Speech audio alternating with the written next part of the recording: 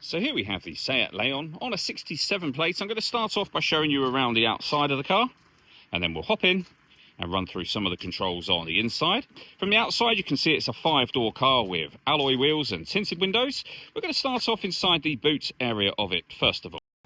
As we approach the back of the car, you can see we have reversing sensors. Plenty of boot space as well, along with that 60/40 split folding rear seat, should you wish to increase this space even further again.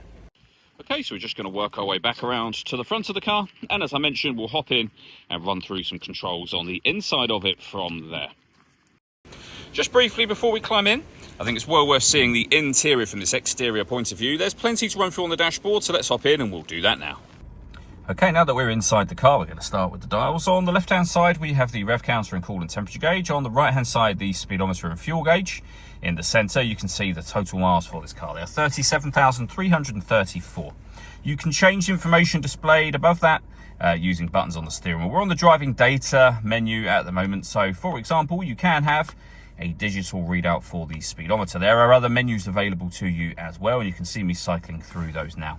If we back out to the steering wheel, the buttons up here are the ones I was using just a moment ago. Over on the left-hand side, we have our stereo controls, voice activation for our phone, and back here we have cruise control for the car. Into the centre, you'll find the main touchscreen, which is where, of course, your radio is. This car's got AM, FM, and DAB, as you can see. If you want to listen to your own music, you go in under the media heading, and then source, and you can see all the different ways you can listen to your own music. And they include Bluetooth audio. So not only can you make and receive phone calls, you'll also be able to stream your music wirelessly as well. That is, of course, after you pair up your telephone to the car.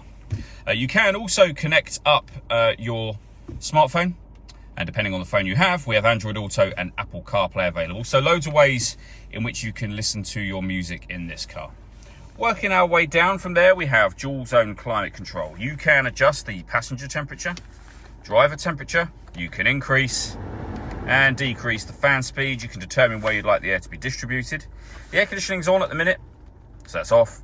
Back on again, or hit auto. The car will now take full control of the fan speed and direction of the air for you to maintain the temperatures that you've asked for. Any manual adjustment will override that and allow you to put it back on your own settings. Underneath that, we have some storage, 2 USB inputs, your auxiliary input just there, and then the gear lever for the 6-speed manual gearbox.